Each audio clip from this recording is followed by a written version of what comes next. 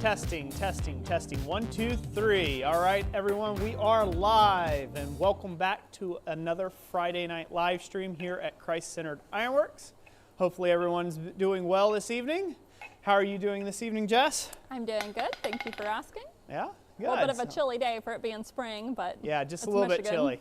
April Fool's was mean to us all. So, so you all have asked, you have seen his beautiful work in a couple of my videos, and so we're going to be introducing somebody new to the stream tonight, the hand model, and so let's go ahead and bring him in now. Say hi, Thomas. How's it going, guys? Let's go to camera number 2, Jeff. all right. There he is, with all of his beautiful Blue Thunder digits. We practiced that for like a whole 30 seconds before the stream started. We did. Robert Lana says hello. Hello, hello. We'll let you all see his face, you know, later on in the stream. Just call him the elusive striker. Yeah, he'll be the elusive striker for now. Oh. Anyways, so tonight is a forging stream. So we're going to be forging tonight, obviously. I am going to take a break and do a pause on the wrought iron hammer that we were working on with the steel faces welded in. Mainly because I need to finish up this little sign bracket that I am making for the BAM conference. Can they see that all right, Jess? Yeah. If I stand next to it or behind it? Yeah, that helps. How's that look? That look pretty good? It does. Okay. You want to go to camera 2 real quick? It'll look pretty good. Show that off. Can they see that there? Yep. So basically I need to finish this up, and the part that I need to work on is a collar. I need to finish this up by putting a collar right around this. Problem is, I do not have a proper collar block for the size material that I want to put around here. So we are going to be working on some top tools, some top sets for a half round collar that will end up going on this frame here, or sign bracket, I should say. But yeah, so this has been a lot of work to get to this point, get this all done. I will have an entire video series on forging this entire thing. So that's all still in the works. That's all in the tank as of yet. But anyways, so yeah, I've got to get onto this because in roughly 3 weeks or so time from now, I'm going to be heading to BAM for the conference in Missouri. And if you want your opportunity to get a hold of this bad boy, if you are in Missouri around Sedalia, I believe it is, Sedalia, Missouri, I believe Jessica will have that event somewhere on our website, right? I think it's on our events page on our website. If you want to check this out, this thing will actually be available at their auction that they're going to have to take and support BAM. So I'm donating this to them. So hopefully they will like it. Got a long way to go yet on it. Once all the forge work's done and the assembly and all that, that's when the hard stuff starts. It's called all the finish work and making it to where it'll last 40 years outside somebody's shop before it needs to be fixed and restored. All right.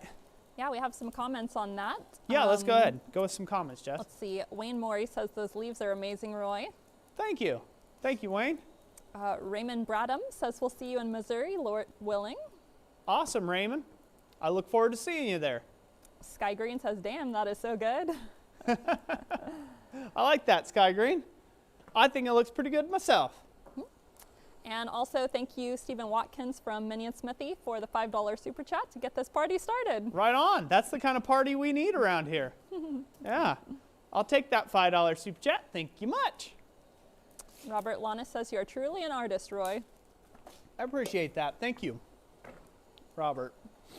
Well, it's a lot of fun. It's my favorite type of smithing. I get asked every stream almost, it seems like.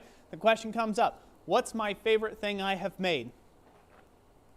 That's going to be it. I'm going to say that from now on out until I make the next cool thing, which will be 3 weeks after I get back from BAM. Then that might be my next cool thing. So, but it's the French Baroque ironwork specifically is my favorite type of ironwork to smith on. It is. It's my favorite. I love doing it. It's a ton of fun. So, you know, that's my baby. Right there, doing Baroque ironwork. And Sanity Forge says, did you cheat and weld the flat bar or tenon? Or tenon it? Did I cheat? Yeah, did you weld? That is all completely traditionally joined. There is no cheating involved in it. Oh, no. If I was doing this for a client, unless they specifically asked for it to be traditionally joined, there'd be arc welds in this, and I would ground stuff off already, and it'd be painted and things like that, and out the shop door. But because I'm demonstrating, I wanted to take and show what it would have been, again, 500 years ago in the 1500s, or 300 years ago in the 1700s, right? So that is what I'm trying to take and showcase from that period, and how the methodology would have worked to put something together like this. So this way I can elaborate a lot more on how, when you look at old gates and old ironwork, right, from that period of time, you can really start to see why it's not as scary as as you may think it out to be. So, because it's not that scary. It's computational forging. It takes a lot of skill, takes a ton of skill to put together something like that, but it's not as scary as you might think. It's just doing one piece at a time, and they all come together in the end result. So, what else, Jess? We good? We have a $20 super chat from Cheryl Sapano-Lanis, who says, God bless on Good Friday. Hey, God bless you, and happy Good Friday. Thank you for the super chat. Greatly appreciated.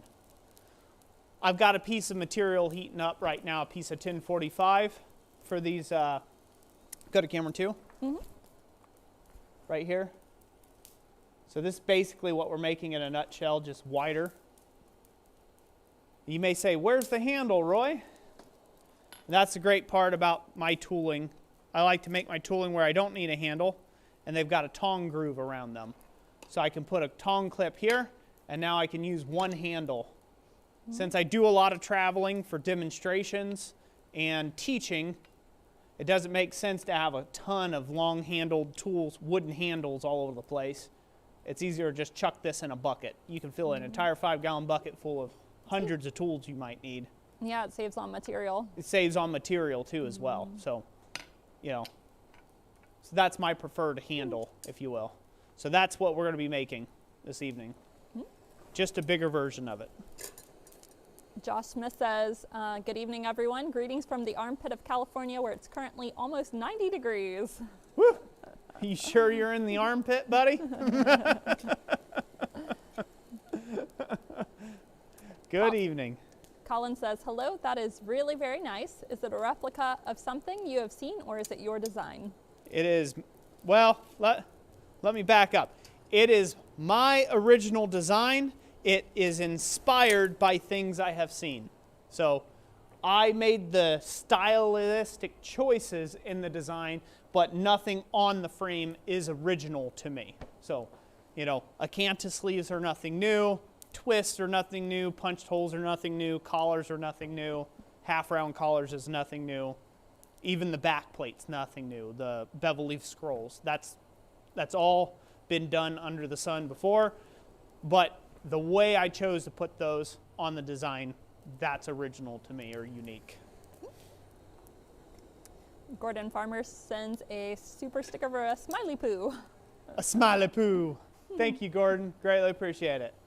Oh. And Yamez sends a $5 super chat, says it's spelled forgin without the G on it, not forging. Jeez. Did I put it wrong in the title, Yamez? Forgin cheese. Possum Sausage says, quick question, do you use any oil or other product on your apron to keep it soft? It's recommended, yes. I haven't. I need to. Now, this apron here is different than my other apron I have. I have a full-bodied apron, which I really need to oil the heck out of now because it's just regular cowhide. This is buffalo hide leather, and the buffalo hide has a natural oil in it that is like really greasy. So, I mean, this thing feels really soft and actually pretty greasy as it is. So, yeah, it doesn't really need any leather conditioner. But if you have leather aprons, you should saddle soap them every now and then, and you know, oil them as well with some Neat's foot oil. Great question. Yamez says he's packing up for an event tomorrow. Woohoo! Go Yamez, go!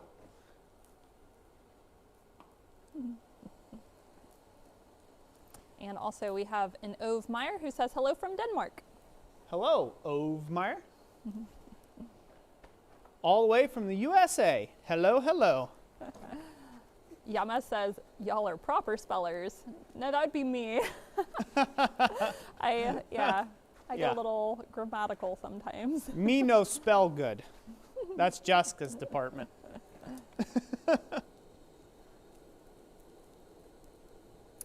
Raymond says, the leaf you made I thought was awesome. Thank you. Thank you. There's going to be, I hope you guys like those type of videos because there's going to be a ton of them upcoming. So, an absolute ton of them. John Herdon says, I asked on Instagram yesterday, you said you didn't forge weld, but it was an applique. Does that mean you soldered the leaves on? So, applique, an applique or applique technique is basically, it is a technique where you just apply a piece of iron to another piece of iron. So that means they're not mechanically bonded in one way. They're mechanically bonded, they're not, they're not welded, so to speak. So that can be riveting, or in scroll work it's called pinning, where you're pinning the scrolls on. It can also mean brazing them as well, or silver soldering together. So it's a broad term, it's a broad terminology for how you apply the leaf. A lot of times that'll happen, you know, it's almost impossible on certain elements to be able to forge weld them together when there's a bunch of other little elements that all need to stay exactly where they are in a larger project. And so people would just rivet and pin on the actual leaves, and that's called an applique technique. So, yeah, hopefully that answers the question. So, in the videos, you'll get to see, if you watch the videos all the way through, you'll see the technique that I used when the full version comes out on forging a French Baroque sign bracket. You will be able to see that technique in full detail, how I fit everything together. Because there is a specific, it's not just laying a flat piece of metal and, you know, brazing it on there and calling it good. No, it has to flow into the piece. So there's some special techniques you got to use to get to there. All right, I think this is up to heat enough that we can go ahead and do something. So Thomas, you want to get on the strike in there, sir? And I'm going to get bar of steel here. I'm going to try to find something I can hold this in so I don't.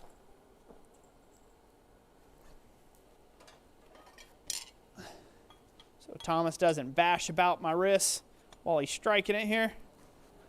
Give me a second. Matthew Barrick, welcome to the Bellows Boy. Hey, Matthew, thank you. Thank you for becoming a channel member. Jessica, why don't you tell the fine folks about channel membership and what that can do for them? Sure. Yeah, if you're a channel member, you get discounts on downloads and also on blanks. And in the future, when Roy comes out with tooling as well, those discounts will apply towards that as well.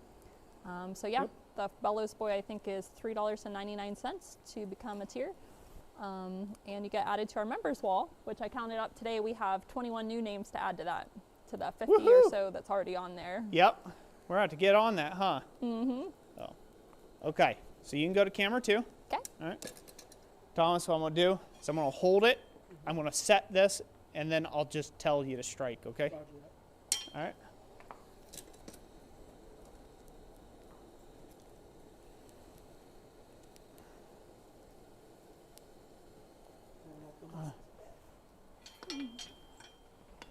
All right.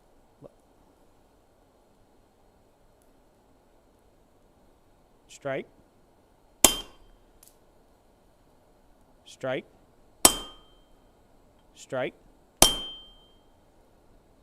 strike, strike, strike, strike, strike.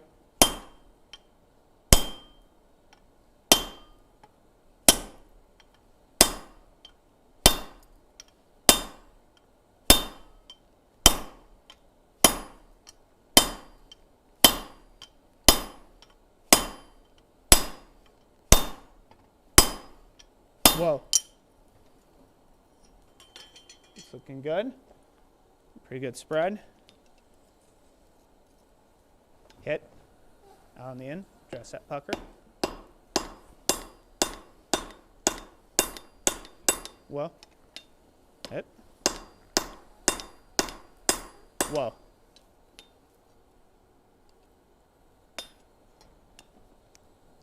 Hold on. Justin Ray says, excellent striking, Thomas.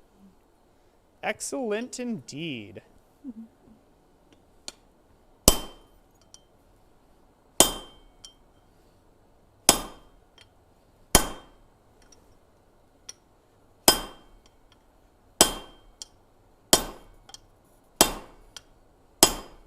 Try to hit more center. See how you're dragging that down? Yep. See how we're getting a bend? Straighten that.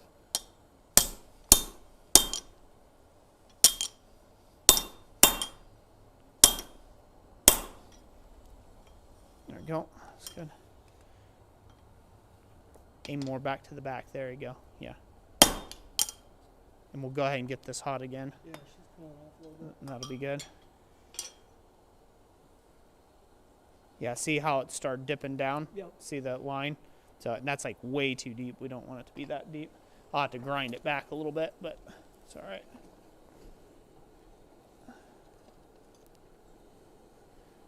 Possum Sausage said, I've missed a lot of your recent live streams and missed who you have striking. Thought Ben was going to be your apprentice. Ben was going to be my apprentice? Yeah, Ben. Yeah. Well, we talked about it, Ben and I, and we realized my anvil's too tall. And he absolutely denied wearing platform heels in my shop, so poor Ben. Raymond asked if I will be coming to Missouri with you. That's dependent on the grandparents watching our kiddos. Yep. So if they do, then I will be with Roy, and if not, then no, it'll just be Roy by himself. So to be decided. Yep, to be decided.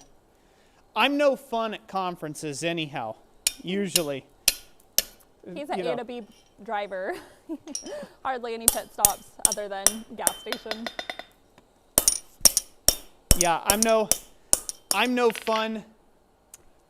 I'm no fun because, like, I'm all business, right? Like, I feel like I have a job to do, and I have an obligation to the audience, right? Like, same thing when it comes to live streams, you know? Like, I'm a pretty jovial person, and I know I make it look like it's easy on here, like on the camera, but there's a lot of setup, and I'm really meticulous about making sure everything's just so before we go live, because I care about the end experience, right? That end user experience. And if you're not having fun, or if you're not learning anything, well, you know, I'm not doing my job, basically, at that point as an educator. And so usually, it's not like one of those like, oh, well, let's go sightseeing. I'm like, no, we're going here. We're forging. We're doing this. Yep. Oh, and it's not usually until after what I'm required to do that I just relax and then I'm good to go. But up until that point, I'm pretty wound tight, you know, until I can get that first demonstration Very focused. out there. Yeah, I'm very focused, hyper focused. So Matthew Barrick says, these live streams make my Fridays. I was lost last week thinking there was one, LOL.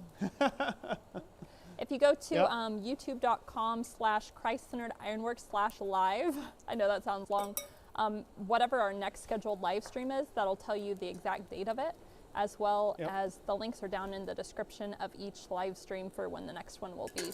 Yep. Always check out the links in the description down below. Jessica puts them there so you can look up exactly when we'll go live.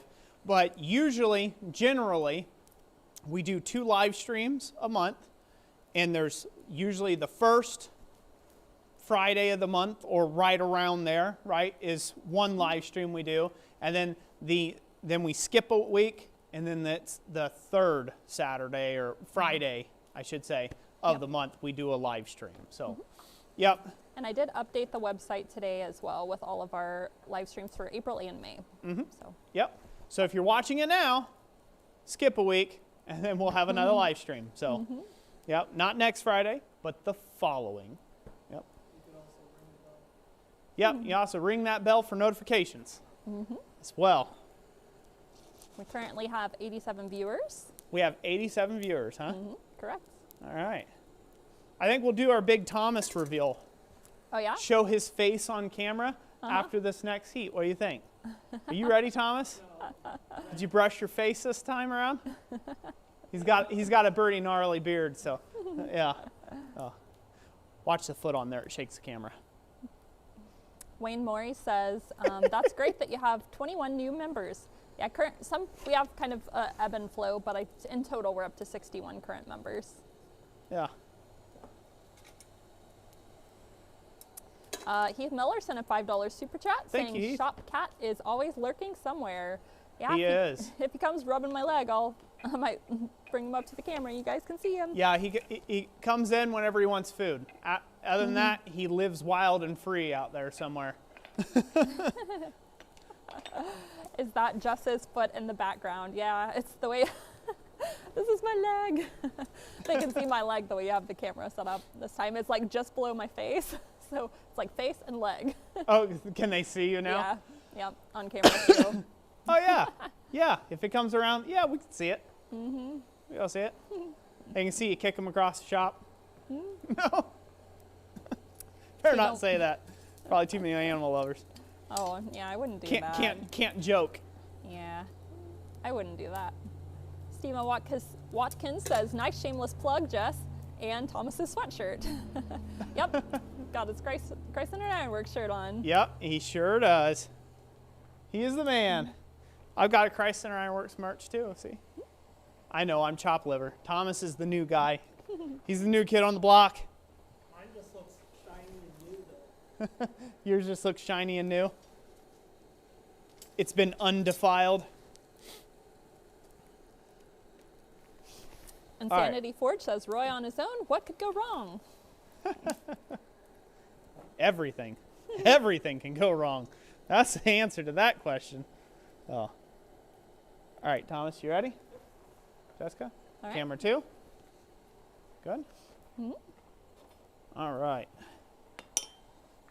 We're going to work back here. Yeah, I was just looking Yep, at that. so go ahead and hammer there. All right, now hammer straight in the middle. All right, that's good there. Let me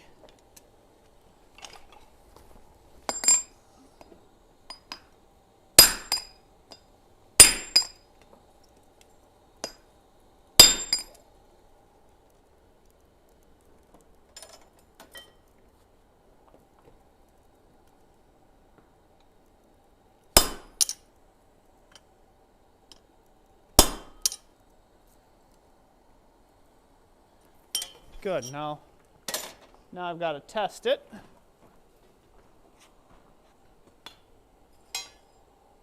Got to test to see how that. Yeah. Yeah. Go ahead and whack that down in there. Give it a good whack. There we go. Another one. Good.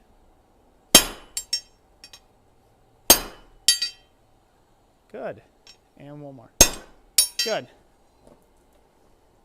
Good, good, good. That's what we need. Right on. So basically what we're making here, this is the half round stock that I'm making.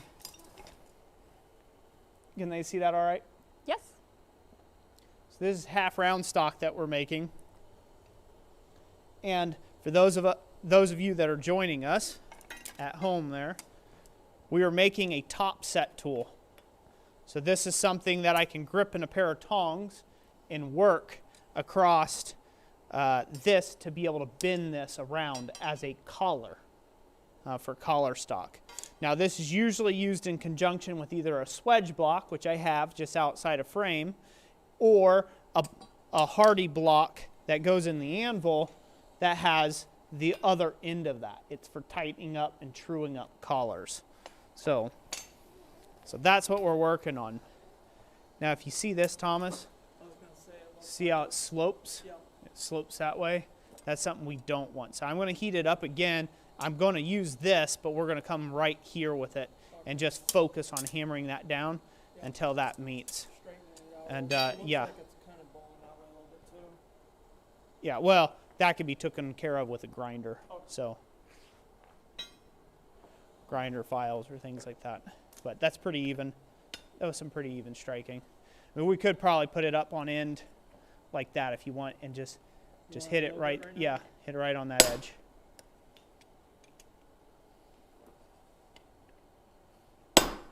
There we go.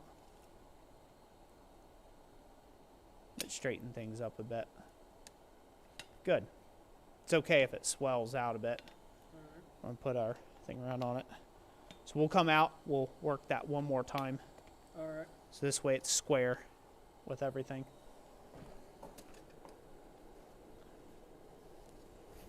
Questions, Jess? Comments, complaints, concerns? Yes. Thomas's face. Let's see here. I don't know, it might be too pretty for it. You're not that pretty. You're not that pretty. Bar Run Forge says, hello, my little brother Roy, LOL. Hello, small T, large Roy. Bill Wool says, don't make the striker mad. He might decide to swing when you're in the way. He might. Takes a lot to get me upset. See, it's called negative reinforcement. It's how you get them to do their job properly. Got to be negative a little bit. Otherwise, they get all high and mighty on you. They start talking about wanting pay for their efforts and things like that. We can't be having that.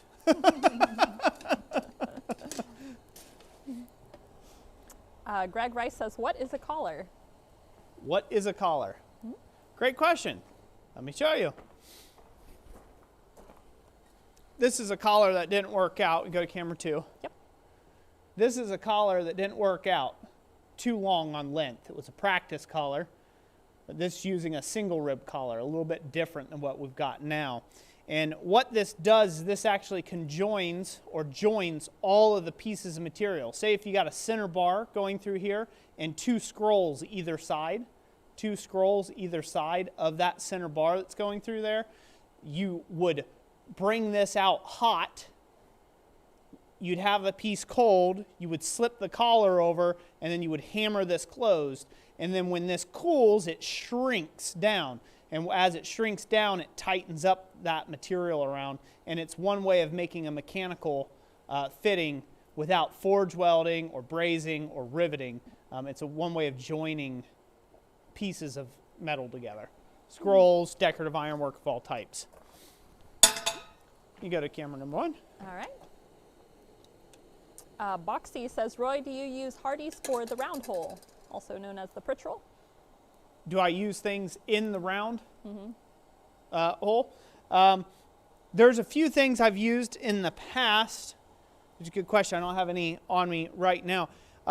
Mainly, yeah, I got this nail header. I've got a nail header that I put in the round Pritchell hole of the anvil. Usually it only gets used whenever I'm punching something out of it. So, yep.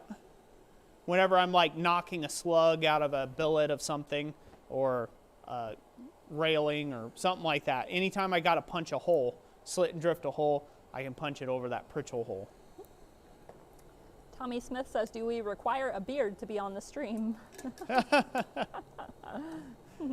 Not required, but it looks significantly less creepy if you do have a beard.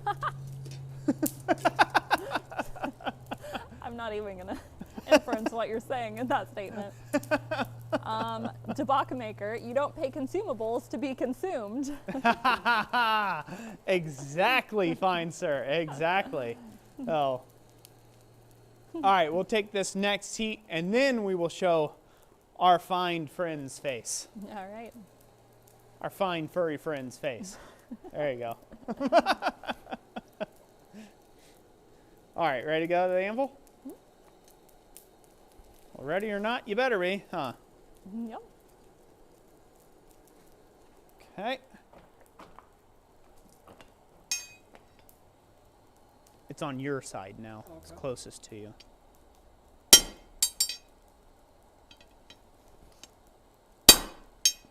Still towards me or in the center now? Now it's center. Let me see what I got. That's good. That's got that dressed out. Good. That's what we needed. What we were doing is we were squaring this up. So it was running downhill inside the groove. I wanted it nice and flush across. So now that we've got that, we're good to go. I'm going to go ahead and brush her real quick.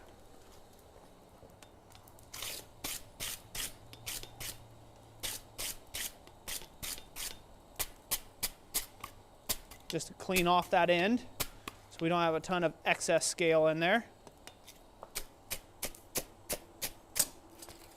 There's a reason why I'm brushing back towards myself currently.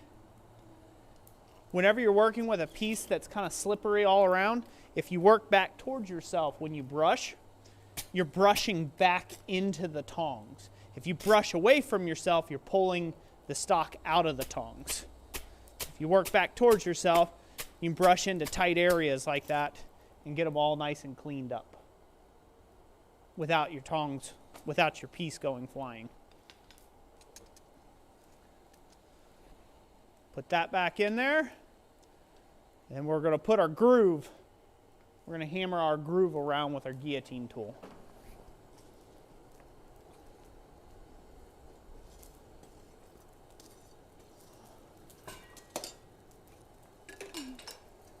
What we got, Jess? In the chat, everyone is saying happy birthday to Troy. Yeah, happy birthday, old man. Coming from a slightly younger man, soon to be an old man himself. Hello, hello. And happy birthday. Tobacco maker says it's his birthday next live stream, so are you going to swedge him? Am I going to what? Swedge him, the swedge block. Oh, am I going to give him the swedge block? Well, that's not how that works. You happen to be the lucky name that it lands on.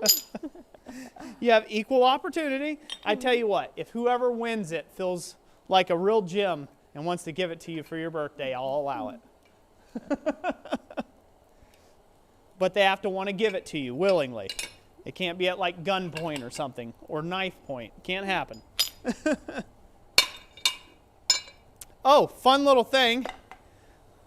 Last live stream, not the little pop-up stream I did a few days ago, but the last live stream that we did, In March. I hammered in such great rhythm that I got a copyright strike Yeah. flagged on me from a techno channel, thinking that I had that I copied a particular beat in one of their songs or their soundtracks. So, yeah. It was pretty silly. They ended up not pursuing it any further. They had probably some sort of automatic bot that was just looking for a certain tempo, and just happened to be because of the way I was hammering, it aligned perfectly with their soundtrack that they had made, the beat that they had going on. So, yeah. So that's how good of a smith I am. I'm so good, I'm not even legal. I hammer so good, I'm not even legal. That's how good. Musical inclinations. There you go. You could be making your own music off of your hammer beats. All right, well, while this heats up, let's all look with shock, awe, amazement at the man, the myth, the legend, Thomas Goodymoot. Evening, people out there. I'm not really a technological person, so Here, hold that and tell them a little bit about yourself. well, what do I do with my hands though? Ricky Bobby. No. You can just So, stand there and do yeah, this just- constantly. That's fine. So no, it's been a great pleasure getting a chance to hang out with Roy here. Pretty much kind of like self-introduce myself. Actually came over here just to ask about where I can buy some coal from, and kind of just talked and think for a little bit there at the beginning. Maybe I annoyed him, I don't know, but we started up a great friendship. I'm kind of an amateur blacksmith, learning quite a bit from Roy here. Used to make a lot of knives. He's actually the one who kind of got me away from the knife making into making some tools. I know that's his, downfall. He's like, no, you can't make knives. I saved another sinner's soul. I saved So it's, which is very true. Just keep it straight, sharp, and pointy. Salvation. So by making a few other things, though, I made a few tooling with Roy here, and it broadens your learning, and definitely helping with the learning curve. And I highly suggest anybody out there, find yourself a local blacksmith or go to classes. I know Roy here has BAM coming up. Get over there. Have him hold it just a You're little going to higher. get a chance to right up here. Right Okay. there. Right up there. Put it right in my face. Yeah. It's like an extension of my beard. Yeah. No. It's like you're trying to eat a squirrel. Yes. So you get a chance to bid on, Roy's. This is a one of a kind right here. I don't know if you guys can see it down there. So it's a great opportunity every time I get to come out here with Roy, and They say you look like twins. so No, I know really I'm- like twins. are we looking like twins? So I can sit here and talk. Roy knows I can talk. It feels awkward for me talking to a camera. So Well, But- here, I'll give you some comments. Debaka Maker says, hello, Thomas. Nice to meet you. Say nice to hello, meet you Devon. as well, and good evening. Bar Run Forge says, Thomas, keep holding the hammer. Well, I mean, it's a little guy, so I mean, it's pretty easy to wield and hammer with. And happy birthday, by the way, Troy. Thousand Hammer Studios says, making tooling is awesome. It is. In that last video, you saw making a cone mandrel. What's that? Yeah. Or bick? Yeah, a cone party. Yeah, cone hardy. That was actually my anvil that we were hammering on. A great pleasure to actually bring it over here.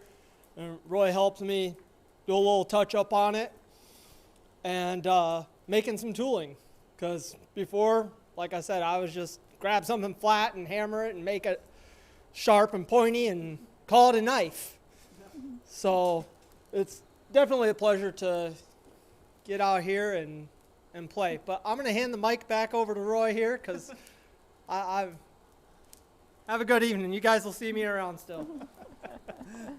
Oh, yeah, a little bit on, let me get this reclipped on here. So that's the man, the myth, the legend right there, Thomas Goodymoot. He's a good guy. What's interesting, so I've had a total of 2 employees before, and, and several apprentices, 3-4 different apprentices in the time that I've been doing this. And I say apprentice as in anywhere from worked with me for 6 months up to a year and all the way down to only a couple months, right? Worked with me before. And the thing that I've always found in the past is that it's about the time I'd get somebody trained to the way I like them, they'd find their own thing to do, right? And then it was like they took up a bunch of my time in the shop to teach them like all the baby steps to go through and finally get them to where they would be useful to me in the shop. And that's always been my experience in the past. So when Thomas came showing up at my doorstep way early in the morning, like 11 o'clock, but still. Yeah, it was a morning. Yeah, he did bring a lot of food. So He He did, brought a lot of meat with him, so that kind of helped. That kind of helped. Oh, it definitely helps because now I got him shilling my products at my events and my venues. Yeah. I just have him get up here and talk good about me. But yeah, so I didn't know how it was going to go with Thomas at first because, again, I've had people like, oh, man, I'd love to work with you. Oh, this would be so great. It's great as long as they're getting something out of it. But as soon as it comes to sweeping the shop floor and all the stuff. boring, mundane things that there is to do in a blacksmith shop, they'd hightail it. And that first day he spent hanging out with me, he got right to sweeping the shop floor and cleaning up and didn't have to tell him to do nothing like that. He made a hand. He found a place where he could be useful and went after it. And so I'm like, all right, well, you know, between that and all the pork he brought me, I'll let him exist, I guess, in my life. No, truly, I'm blessed to have him over, especially to do some tooling, and that he's been a huge help in forging quite a few of the tools that we've been working on. So you'll see him in further videos as well, working on tools and stuff. So I will effectively call him my apprentice.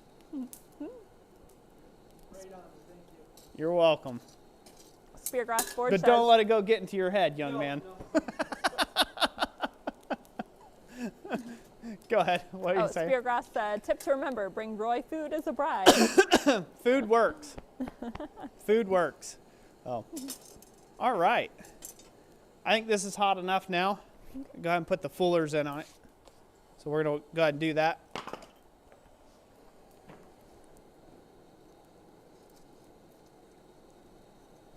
You go to anvil, Cam? Yep. Okay.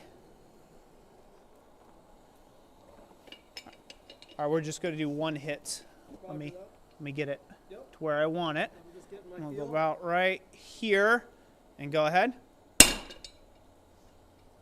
going to take me a bit to get it reset every time. Go ahead. Because it does like to jump. There you go. Good. All right, hold up. Tilt it up. Go ahead and hit it. Okay. Hold on. I got to find that groove. Go ahead and hit it. Hit it. Hit it. Hit it. Hit it. Hit it. Hit it. Hit it. All right, hold up.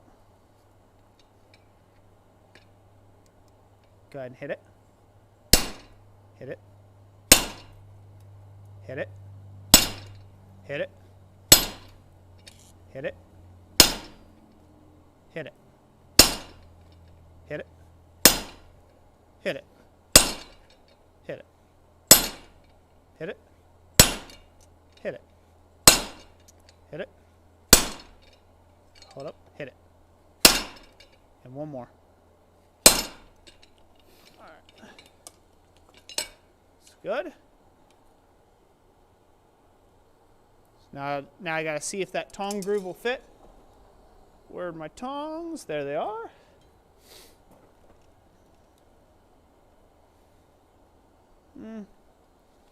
It's all right. I think we need to do a bit more on the faces. So on the flats. The corners are good. We'll have to do just a bit more on the flats to get it to fit just ever so snug. So we'll take one more heat on that. And we're good to go. Brute Lemon asked if Thomas took the place of a shop ostrich. Yeah. That he did. Oh. Yeah. Yeah, that was like 6 months ago. No. Livestream joke. Yeah. One of the other things that I have found working with strikers, or you know, working with help in the shop, a lot of my work in previous years and previous times has all become very me-centric, right?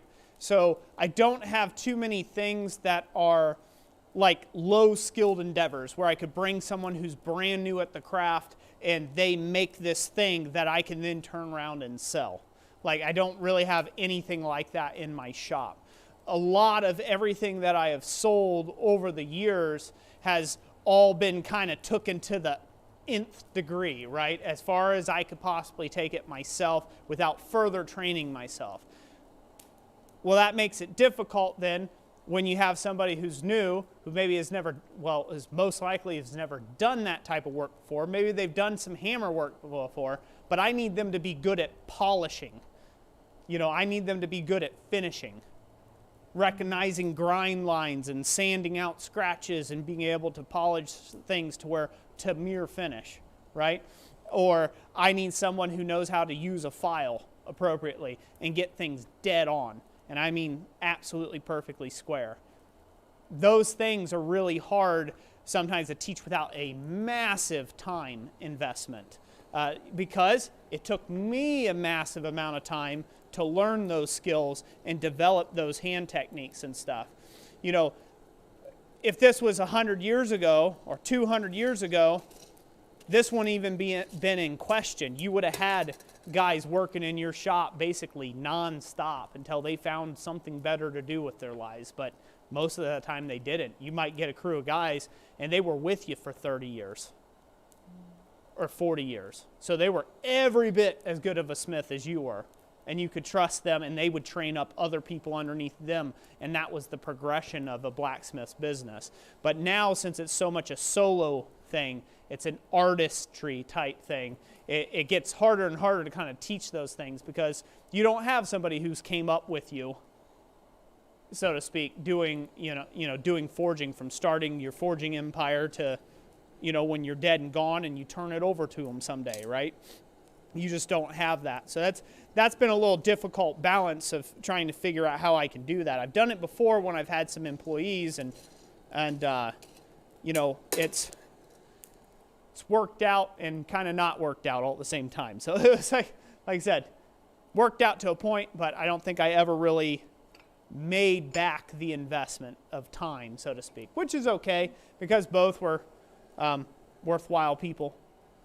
So I was worthwhile to put my time into anyhow. So, but as far as a business standpoint, it's very hard to do. So I salute those businesses out there that find employees that stay with them for 10, 15, 20 years, and they've got a full crew of people working together. Like, that's just something I haven't been able to do. I've always been kind of mano a mano, lone wolfing. But I'll tell you this right now, I really do love working with a striker. It's like, that is the way the good Lord above intended blacksmith work to go, is with a striker. Strong back and weak mind. Exactly. So, strong backs and weak minds. So, questions, comments yes. before we move on? Colin says, forgive me if this is a daft question. Are there design styles of blacksmithing like Art Deco or Regency? If there are there guides for it? And P.S. just ordered a t-shirt from your site. Awesome. Well, thank you for that.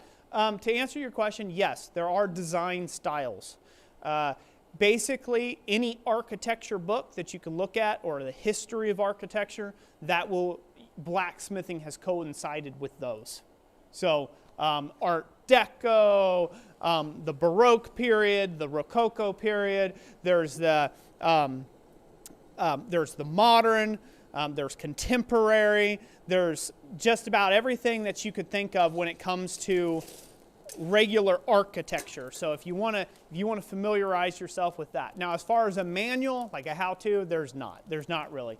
There's books that have been written not by the artists themselves or the blacksmiths themselves, but from like a third person kind of perspective on the craft at a particular period of time. Just like if you research like French Baroque ironwork, you're not going to find anything. You're going to find videos with me talking about it. You're going to find stuff like that. But you're not really going to find anybody doing that type of ironwork. It's just not done.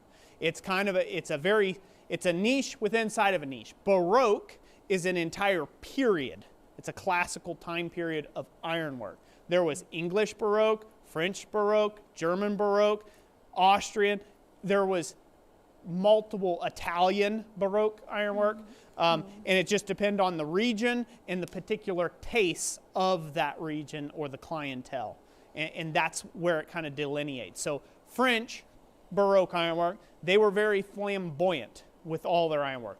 Lots and lots of foliage and plumage on everything.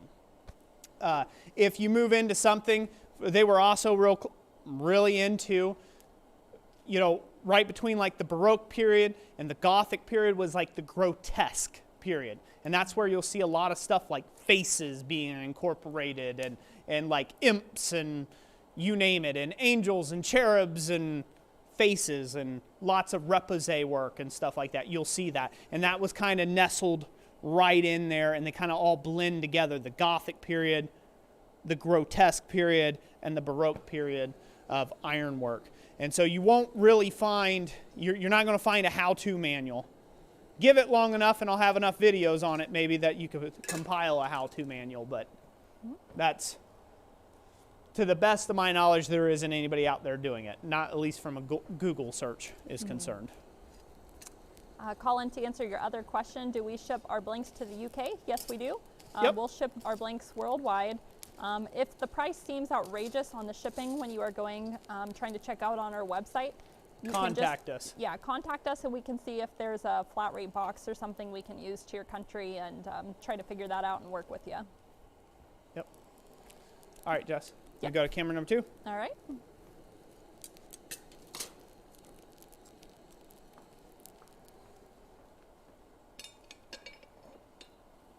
Strike. Oh. Go ahead. Go ahead. Go ahead. Go ahead.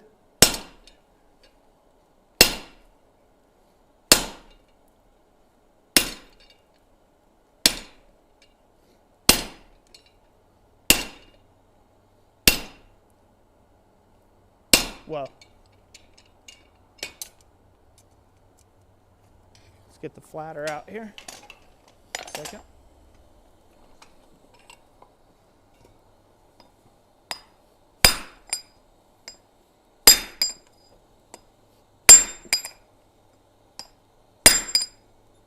Hold up.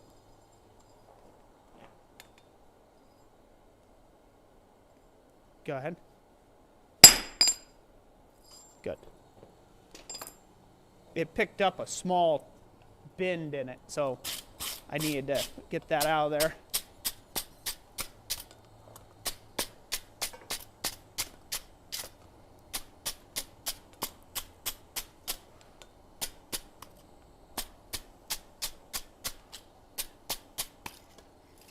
It's looking good thus far.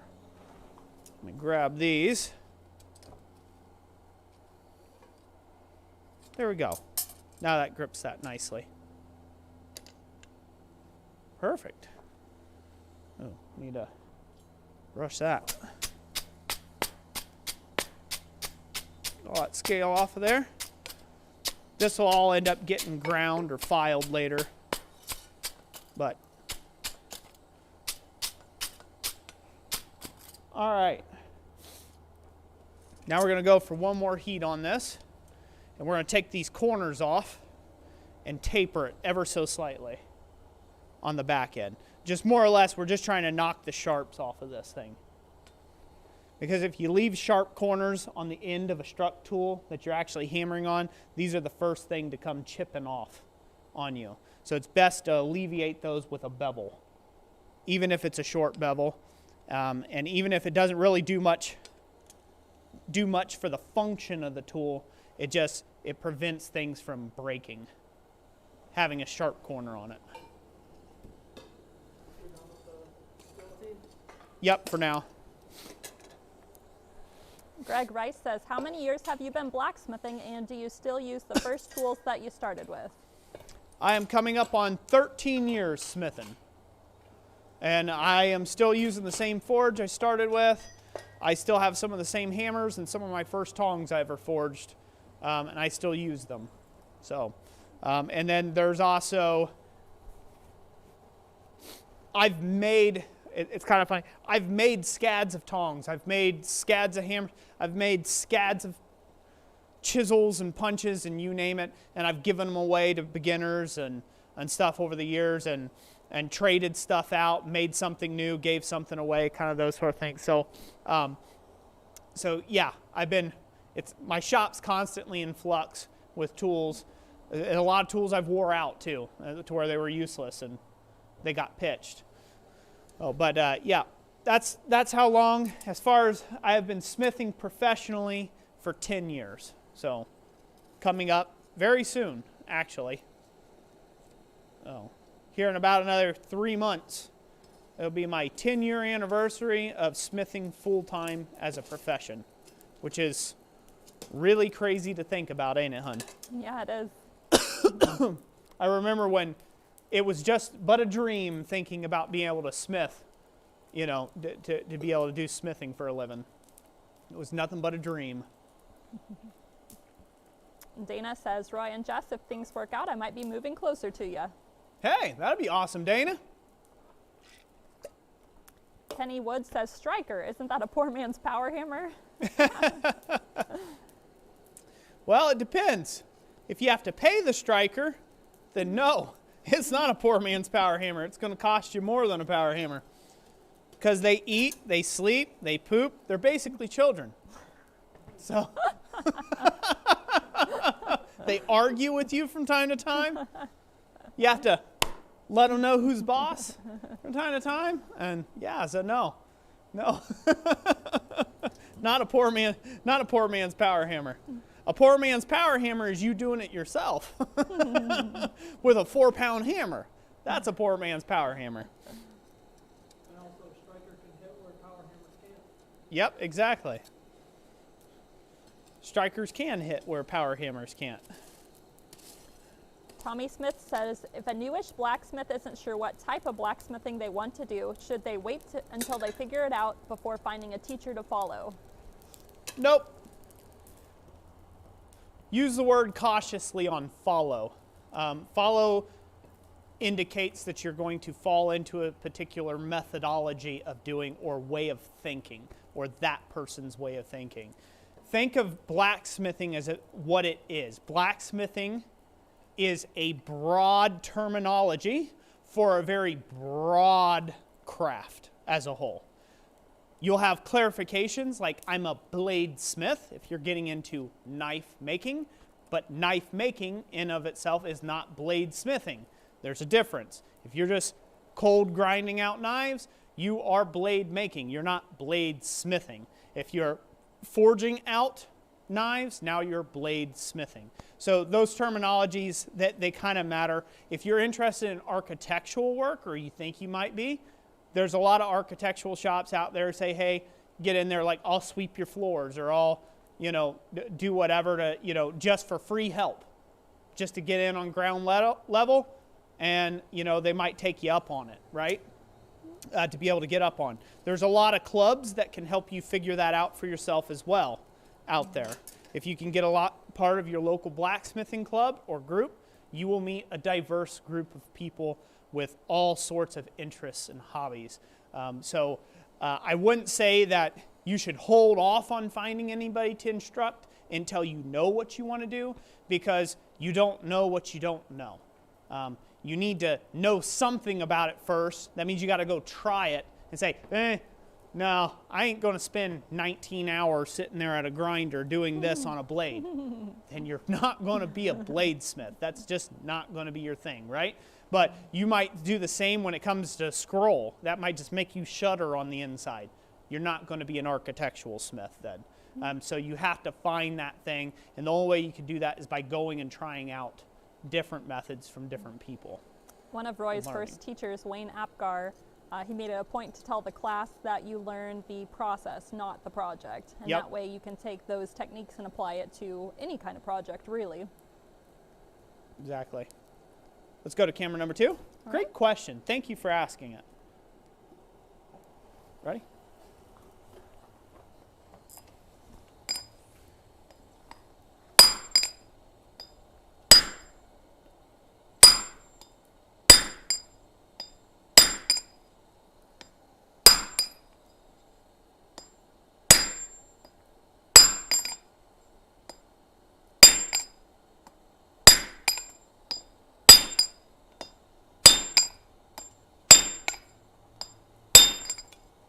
So I'm having Thomas hit the flatter instead of just having him hit the thing directly, because we've got these nice fuller grooves, and I don't want to have a miss hit where he can end up hitting somewhere and bashing something in here.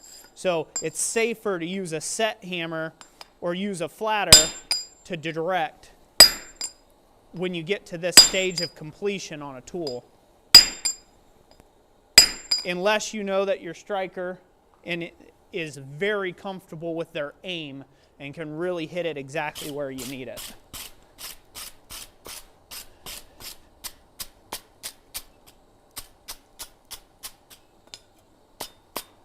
Do you have your stamps, Thomas? Your letters? No, I do not.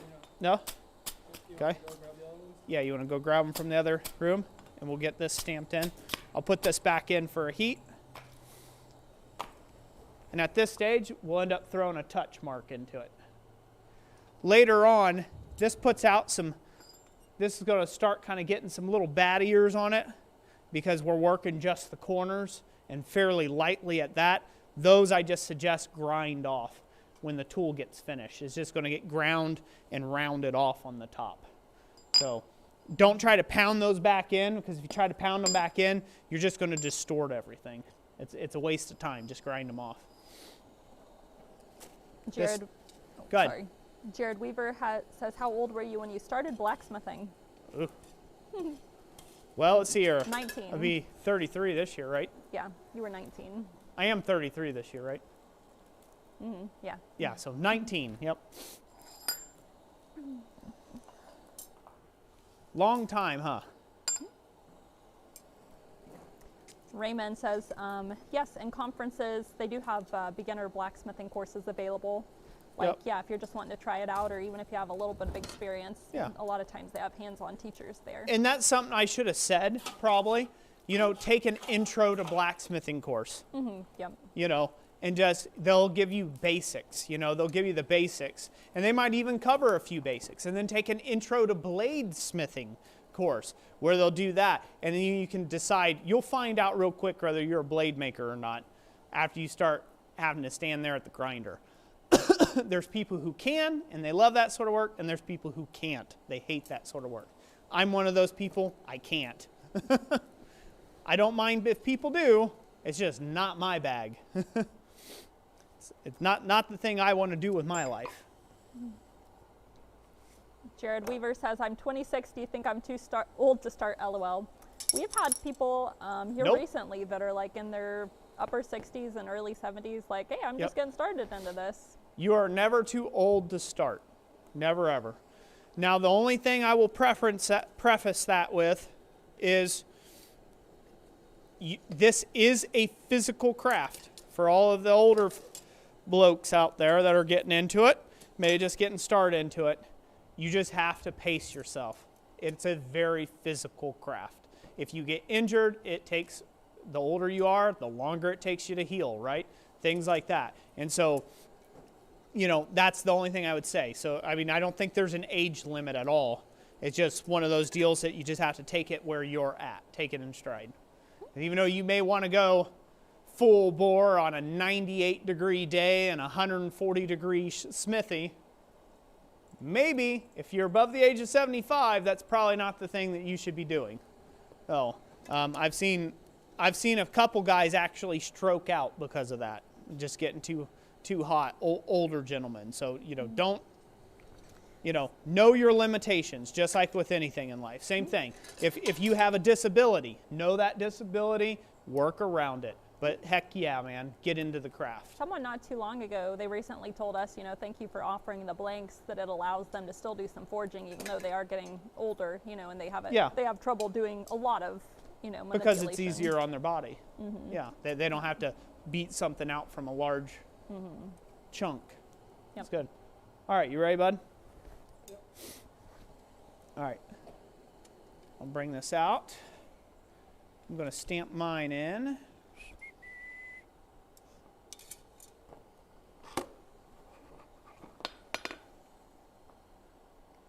We at camera 2, Jess? Yep.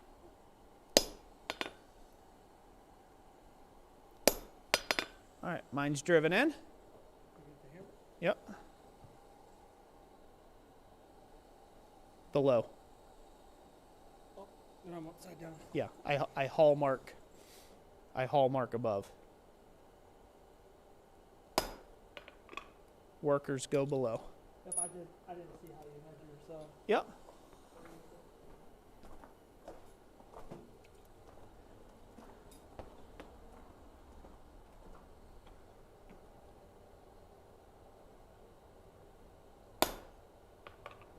Good.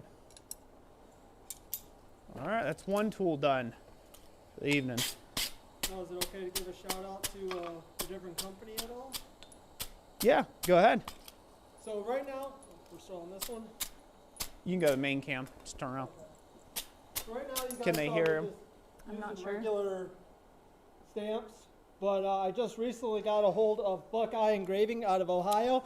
Here, I'll just come back here like the cool kids. So, but Buckeye Engraving out of Ohio, give them a call. They're really easy. The form that they have you fill out, super easy to go through. They get back with you within 3 days, shoot you a quote, and then you go from there. So I have one coming, a touch mark, so you won't be seeing me use, just TG anymore. TG anymore. All right, cool. All right, set that one off the side. We'll start the next. Way more than I would be able to get done in a stream by myself, huh? Yeah. Coffee's Forge says power tools or the age equalizer. The age equalizer. I like that, Mr. Coffee. That's right.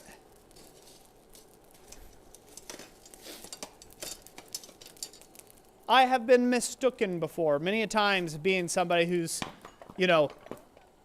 a snob towards age or anything, race, religion, gender. I've been accused of all these things that I'm not, but in the past. So again, blacksmithing is for all. It is for everyone, and all you have to do is just get a part of the craft in whichever way that you can. But do realize your own limitations. That's one of the big things that a lot of people struggle with, is they don't realize their own personal limitations, and then they get themselves in over their heads. And so don't let that be you, because then it's not fun for anyone.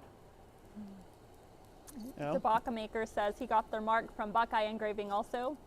And Jared Weaver said he's just got in touch with them to get one. So it's crazy you brought it up. Yeah. A lot of people are getting them that way. Yeah, It's good. I mostly just went with them because they're American. Yeah. Support America, and you can get it cheaper going somewhere else, but I try to keep stuff within our pond. Yeah. Yep. Aimless Adventure sent a $5 super chat. Says, does it help to have Jess while forging and Jess while forging? And if so, where can I find one? Well, Roy found me at the North Pole. Yes, in Santa's workshop. Mm-hmm. That's no joke. That's no joke. She literally was in Santa's workshop at the North Pole.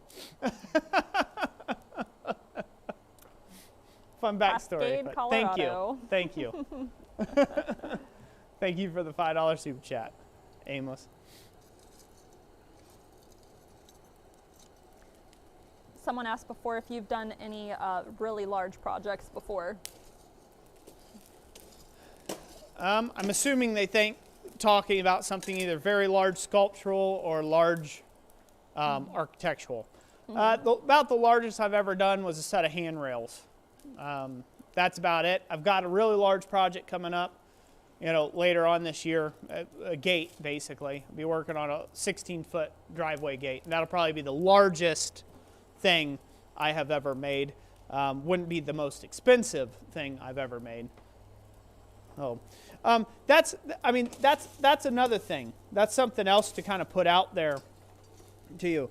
There are a load of smiths out there that make small items, small-ish items, make decorative, make highly refined things, and they get crazy amounts of money for some of them small items. So if you're going into it as a profession, in order to see yourself as a professional smith, you don't necessarily have to do architectural work, large jobs, right?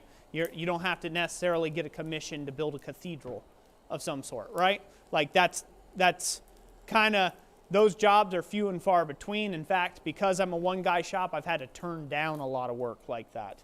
Big jobs. So I've probably turned down more money than I've made, maybe. I don't know.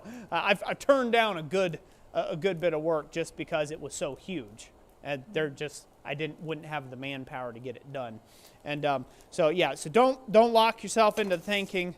I've had a habit of doing that to myself early on, is that like my work was never good enough because I did all these little small things, right? They were really well done, really well crafted, and my customers loved them and sold a ton of them, but just because I wasn't like, I'm not doing staircases and spiral staircases and railings, and then I got the opportunity to take and work on some of that, making making railings and things, and Roy found out real quick that's not my kind of architectural ironwork that I care to do.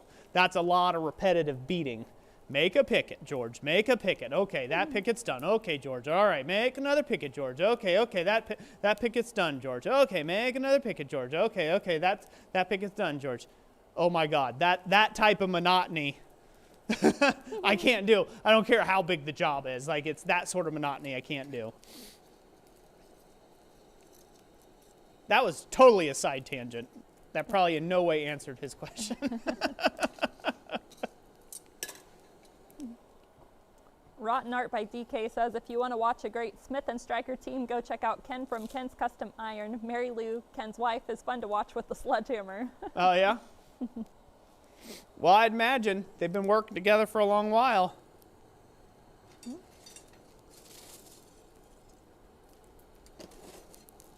Oh, by the way, sometimes in live streams, you guys ask me about my enameling projects, because I did, I don't know, about 8 of them here on the channel. So Roy encouraged me. He's like, you should start posting videos again. So I am doing so now, but I have a separate channel for it. It is Enameling with Jessica, and the link is down in the description. And I'm going to be posting, I'm trying to do a tip every week and also a project every week. So if you're interested in learning more about jewelry making or enameling, you can check that out. Yeah, shameless self-plug. Of course. Coming from yours truly. So go show her some support and some love. Click that link and subscribe. Huh. Yep, that's right. Yeah, it's kind of interesting. The videos on the channel, they get, if they don't get the right amount of traction for your channel, they go to the bottom of the YouTube basement seller. So they'll never get traction. And so certain videos that she's done on enameling did not get anywhere close to the exposure that my normal forging videos have done. And so they're in the YouTube basement, Some of them, the belly of the some beast. of them, So. my torch firing enamel, I think that's the one that has the most. And it has nearly 10,000. So Yeah, I mean, it did which well, is but good. not all of That them. one did well, but a good majority of them are under 1,000. Well under 1,000, like a couple hundred views. So yeah. So she started her own. Well, she's had her own channel for a long time. We just didn't mention. Yep. Didn't mention it, and she because Yeah, I kind of started it. I started my own channel just to kind of play with how to upload and stuff like that, like way before. Well, it was like a month before Roy actually started his channel here. It was like just kind of a practice thing. So I have some old projects on there on metal embossing. Justin Ray says, just finished watching all of your videos, Jess, hoping to get my kids into some of that. Yeah. awesome. Yeah, our 10-year-old loves to do the enameling with me, and the younger ones do too. Tabaka Maker says, well, I hate to go. Be well all. Thank you, Roy and Jess. Tabaka, thank you for being here. Greatly appreciate it. So I want to point out something real quick. Whenever you're working with store-bought bar stock, we can go camera number 2, All right. Jess, or scrap, I don't care what it is. Anytime you're working with high carbon steel material, you need to bring it to heat slowly. Do not take this from this to the fiery face of God. If you do, you're bound to break it. It's going to crack. You're going to ruin it every time. This, it comes cold finish. This is square stock. This is 1.25 inch, 1045, and it's fairly low on the carbon scale. 1045 is, and you know it's a good tough material. It's not really a hard material, so it's great for what we're doing, using this thing for. But if you were to just take this and I were to just heat up just the end that I needed, really super hot so I could do the work, I guarantee you this tool would snap in use. And the reason why is that this thing has been finished cold. It's a cold finish. So this thing has been put under stress. It's got internal stresses in it. And we need to alleviate those before we go and making a lot of transformative forging out of this. So keep that in mind. Even if it's hot rolled it's less likely to have problems with, but you still need to go through the process of normalizing this thing first, or at least bring it very slowly up to the fire. So what I've just recently done in the fire, you can't see it right now, I stuck the whole piece in the fire and I've been turning it, like just baking it, right? Like in the oven, just trying to get it all sides nice and even till I got a nice little cherry red glow to it, and then I picked it up and I'm putting the face down in the fire to bring that up to a welding heat. That way, or not a welding heat, but a really high heat. That way there is a nice subtle transition of heat between the whole piece. That way I'm not stressing the material out when I'm actually upsetting the work as I'm driving the rod into the surface. It's a small thing, but it'll help you not to have so many tools fail on you.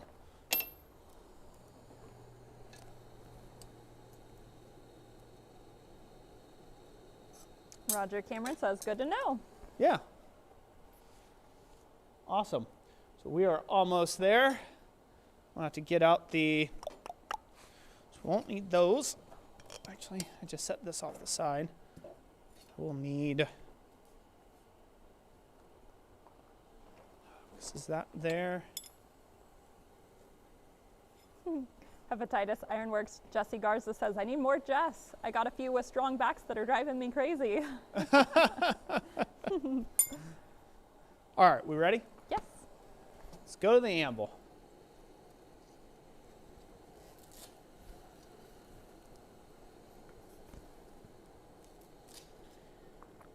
If you all look at this when I bring it out, you'll see a nice smooth temperature gradient. It's got a nice temperature gradient throughout. That's what we're wanting. Let me get it set. Hold up, let me go for it.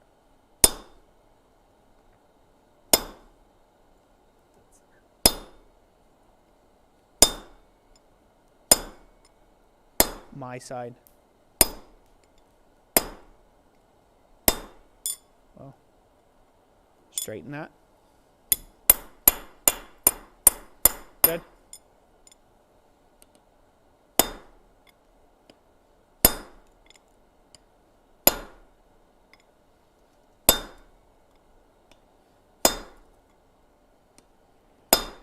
Trying to come up and down with it as straight as possible. It's fine.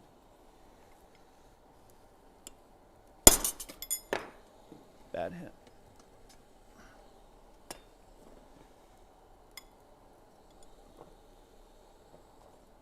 Give me a second. Nothing crooked.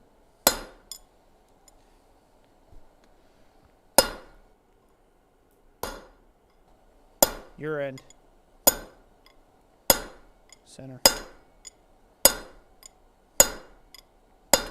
Well. All right. Take this over. I'm going to compare this on my... Yeah, we're getting there.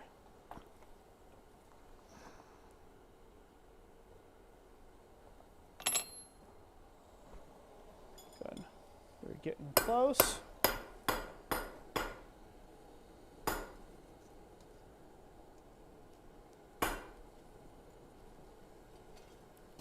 Get that heated back up. That was a close one for that wire. We'll have to check it for being singed. I did Yeah. check it. It was good. It Okay. didn't touch it. All right, good. So we've got a cable running straight through here for the camera number 2. And so yeah, having that run straight through for camera number 2 is one of those deals. It's like something falls on it, we won't have camera number 2. We won't have camera number 2 after that. Stone in the Field asks if there's any steels that could be worked cold. Yeah, I mean there's a lot of steels. Most mild steels and things like that are you know, cold finish steels, so you can work them cold to a point. There are certain sheet material used in the automotive industry for like body work and stuff that they are specifically formulated to be cold working material. So you can form them and hammer them cold, and they'll stretch a lot, and you won't have to heat the pieces up.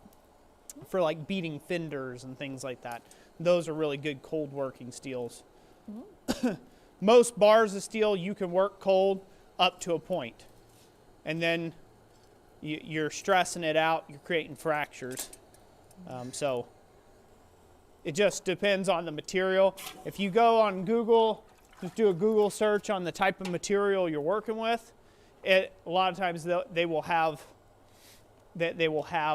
you know, kind of a list of what it's used for, and you can go from there. Also, if you're doing something decorative, you could do it in copper. You can work copper cold, and every so often you have to quench it to anneal it. Yep.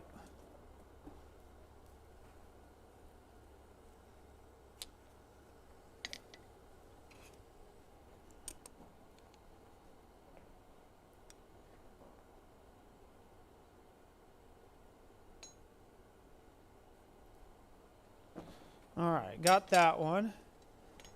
Now I'll make that one. Trying to keep my brain together here. Yeah, good. Orchestration of processes. I go on about it all the time. Any questions, Jess? Comments? Yamez is back. Hey, Yamez, welcome back. And Trail Dust 55 says he's been lurking for a while, wearing sunglasses so nobody recognizes him. Or her. I can't tell if you're a him or a her. Happy lurking, Trail Dust. Happy lurking.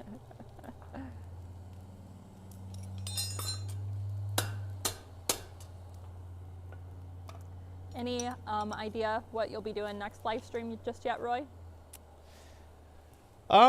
If all goes well on, you know, this upcoming week of finishing up this deal here, we will get back on the wrought iron hammer. If all goes well. If not all goes well, we will be doing finish work on the fancy Baroque sign bracket. Walt asked if the kiddos are enjoying the sled that Roy made.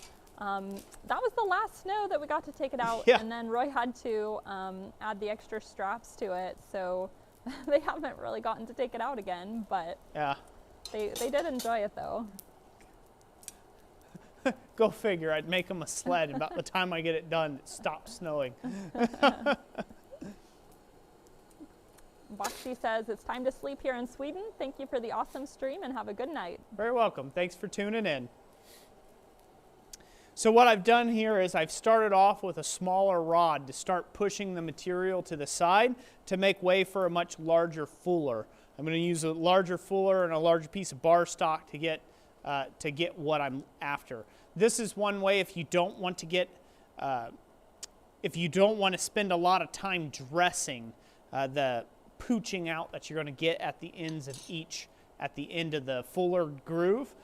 This is a great way of doing that because you can sink a smaller fuller in there, have everything nicely dressed in one heat, and then go in with a bigger fuller, and you get more spread and less this way in the length of the groove. So it works out real nice. We're ready, Jess. All right. All right, Thomas. Hold on, let me turn this. Yep.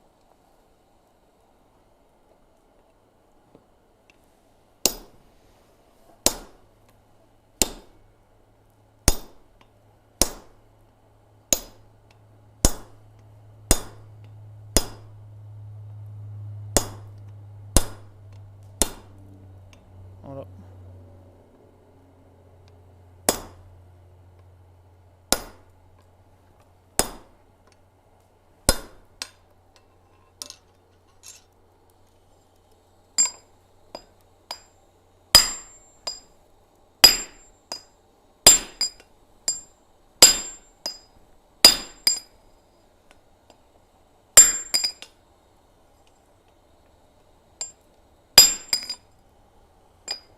That way.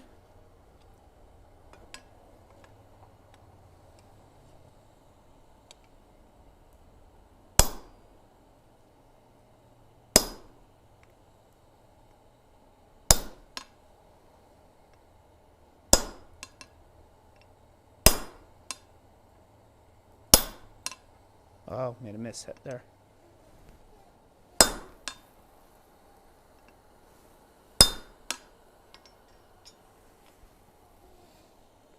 It's all right. Let's do a little bit more right here.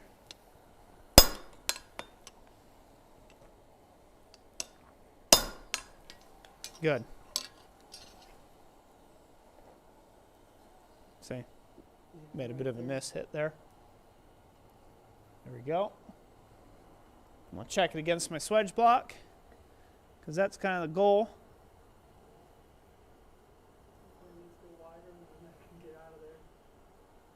Yeah, that's about right. That's good. That's what we need. I'll dress the rest up with a file, so that'll be good. That's good there. So let's sock in this groove, eh?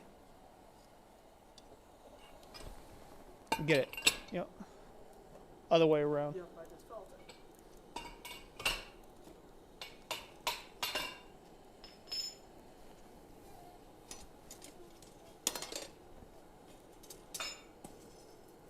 Question, silent gal over there. Yes. Comments.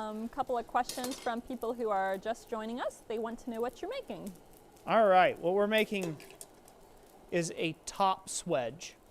I'll bring my little example one here. Go to camera number 2. Okay. What we're making this evening are top swedges like this. Just like this one here, okay? And what they are for is to help me. They're a top set tool. These top swedges are a top set tool for forming collars around your bar stock, if you will. So this way you can bend up a collar without destroying the rib. So you can bend this collar stock around. So that's what we're making, is some of these. Yep. They are comparing how much you've cost them in the live stream, the Jatters. Let's see here. Say what? They're comparing how much that you've cost them. Jeff Killian says, Roy, you cost me $200. I bought one of those swedge blocks. And then Veteran Iron follows that with, Roy cost me $1,800 on a Holland anvil. And then Jesse Garza says, Roy cost me $3,800 for my new blacksmithing shed. Man, I'm costing them all sorts of money. Yeah. Now if I could just cost them to send some of that money my way, this little transaction could work out all right. You know, a few hundred bones here, there, just because of this pretty face. You know, I wouldn't be hating, wouldn't be hateful. You can attempt to make one of your signs here just by going to your website and buying it, getting the blanks. Yeah, there you go. Yeah, do that. Like Thomas said. He says, buy the blanks so you can make a sign. Yeah, buy the blanks so you can make the sign. Wayne Hines says the chat is starting to sound like a class action lawsuit. Good luck. Nothing. I'm slippery. Nothing will stick. Rotten Art by DK says put the cable under a half pipe. Put the hoota what a hoota hey what a hoota. Put the cable under a half pipe. Oh yeah, the cable. Yeah, Thomas did. He put it under a piece of angle iron. So Great suggestion, though. Way to go, Thomas. Way to go. More than just a pretty face. Yeah. Once you know it, he's got brains in there. Yama sent a $5 super chat. He says, if you insist. See, his previous comment was, he said hi to Thomas, and he also said, for his fancy broke sign. Oh, broke is that what that's for? A down payment for it, huh? Roy All you got to do is show up to Missouri when they auction it off. BC says, you didn't cost me anything, but I'm an old retired guy living on a very limited income. Well, good. You've got a good excuse then. Oh, I'm glad I haven't costed anybody anything. Jason Sisk says, thanks. I like the work you do. It helps me in my shop. Awesome, Jason. Thank you for being part of the channel. I'm glad it helps you, whether it inspires you or gets you motivated or helps you make things. That's what the channel's all about. Jared Weaver says, did you make the gooseneck tong sets? Yep, all the tongs over here except for this one, which is a bought pair that Jessica bought for me. My second year blacksmithing for Christmas. Yep. Or no, at the end of my first year blacksmithing. Oh, yeah. Yeah, going into my second for Christmas, she bought me this pair of tongs. Everything else I've made. I forged the tongs. So. Robert Lana says, does the striker have to wear the kilt now? Oh, God, no. Nope, that's not appropriate uniform dress here at Christ Center Ironworks.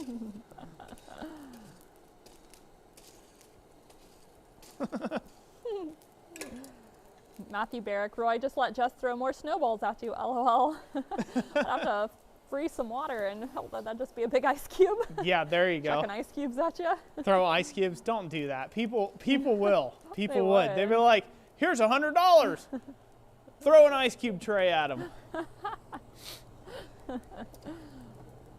We'll have to do a rain check. We're like, yeah, we'll do that at some point. Off camera. It's totally legit, I promise.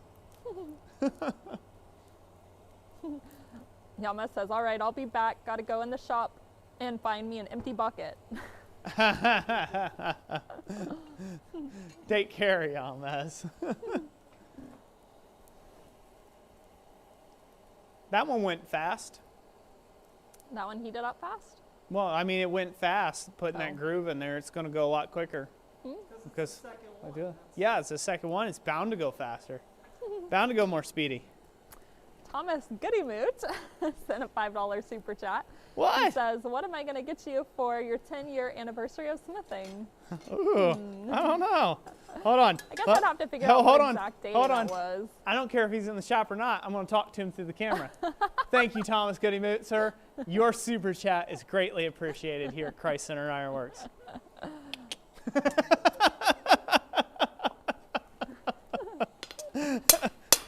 Let's hear for my birthday.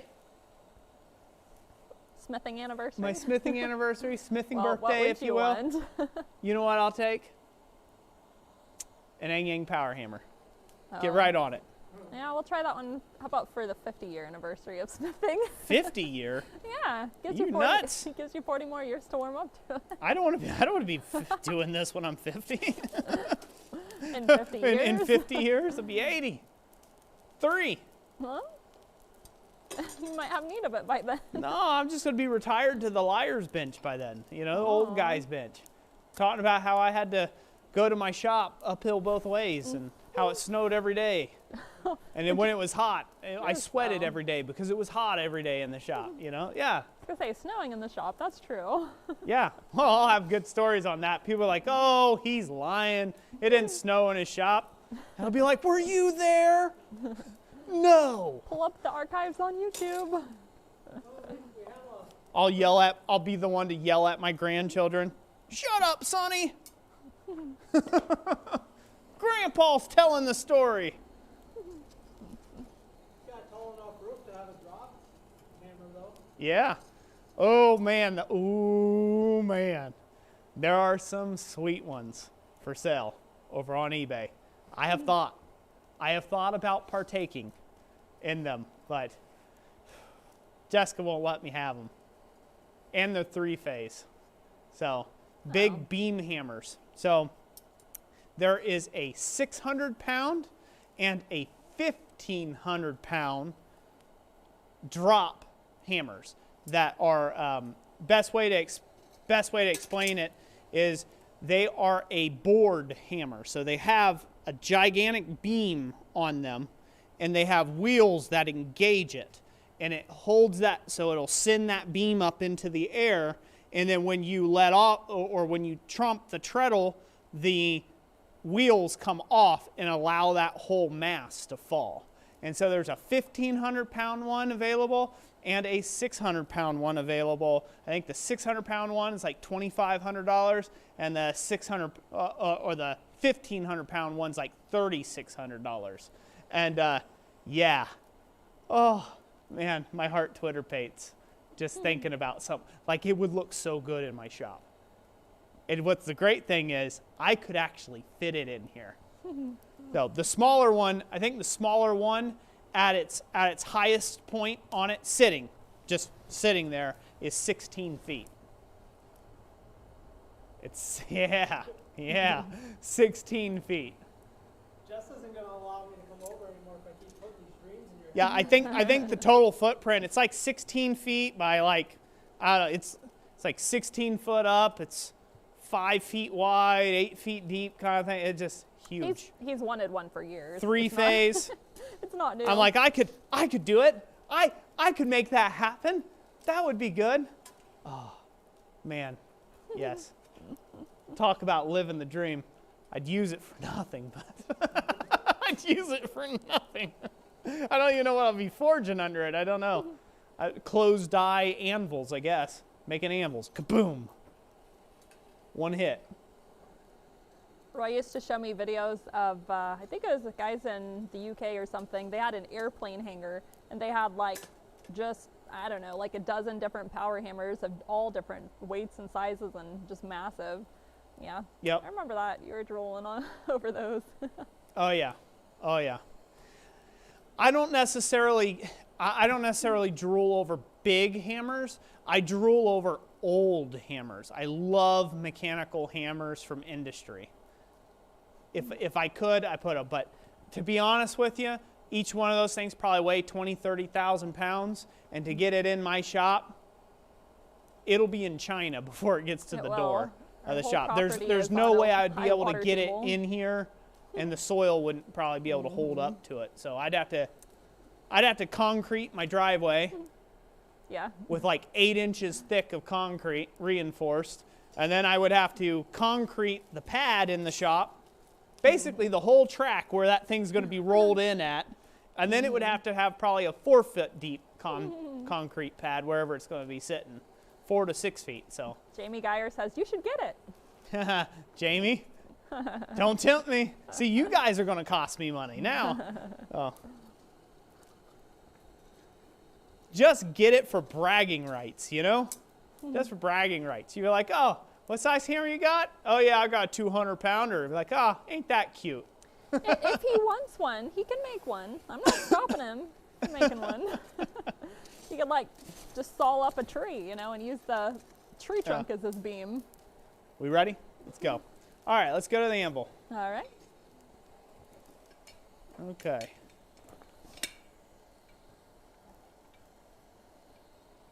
All right, I'm happy with that. Go ahead. Go ahead. Go ahead. Well, hold on. Don't pick it up. Let me find it. There you go. Go ahead. Go ahead. One more. Well, go ahead. Okay. Go ahead. Go ahead. Go ahead. Well. Go ahead. Hold up. Go ahead. Strike. Strike. Strike. Strike. Strike. Strike. Strike. strike, strike, strike, strike, strike, strike, hold up, pull it. Gotta test it to my tongs here.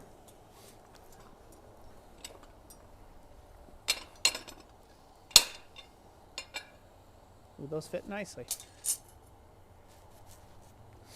I think the corners could be alleviated, maybe just a fuzz more, but you know what? Now, you know, I think those are all right. I think that, yeah, that fits pretty good. We'll leave it at that.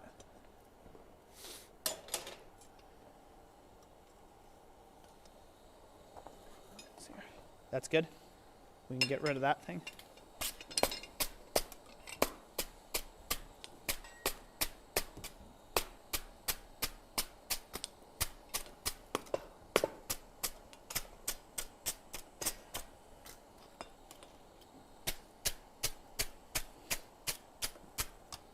Good, good. Look at it. Got a slight crook here. One more.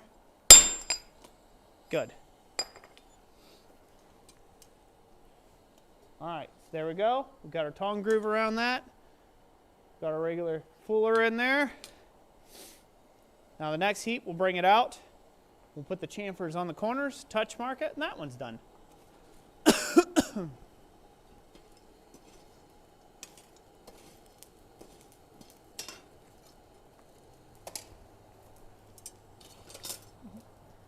What we got going on, Jess?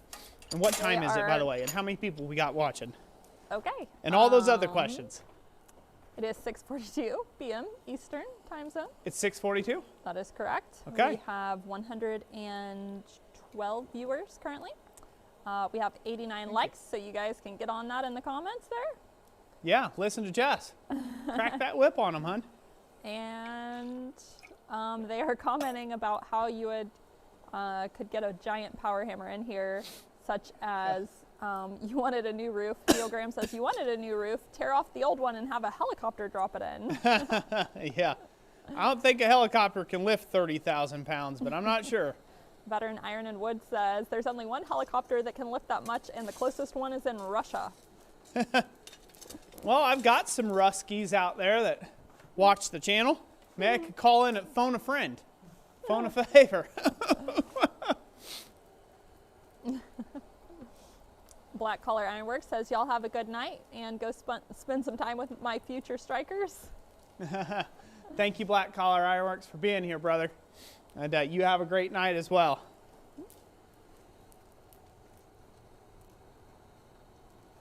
Neil Graham said she just gave you permission. You ought to record that sound bite. When I said you could make your own. Yeah, make my own. Yeah. There you go. No.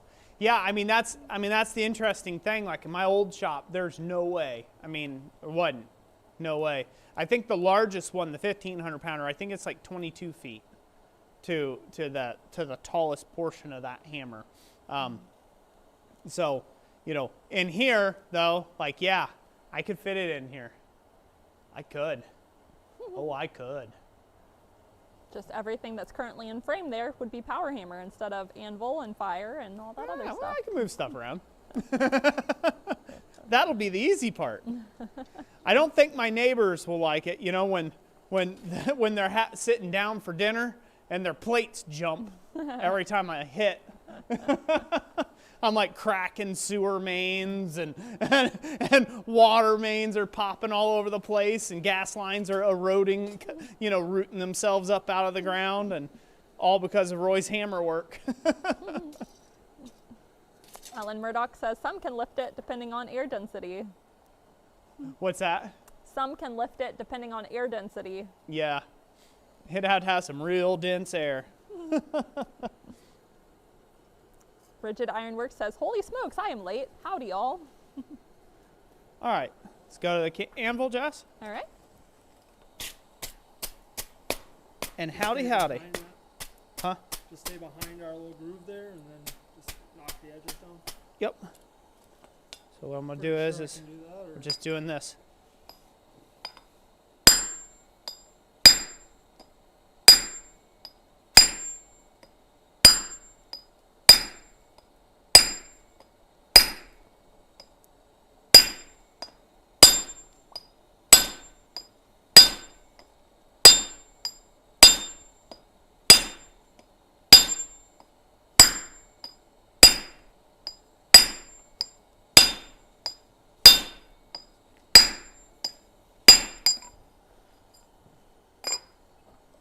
Good. Got your touch.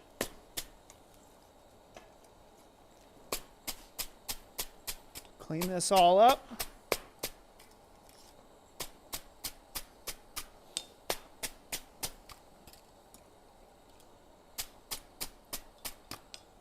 Good. Good. That right there. Put a touch mark on it. You got my hammer? Saw face hammer? There it is. All right. I think it was Yamas that said I should hold these with my bare hands and do it. Oh. These things aren't very big. Yeah, they're like, whatever that, inch and a half, 2 inches. Yeah. All right, mine's done. All yours.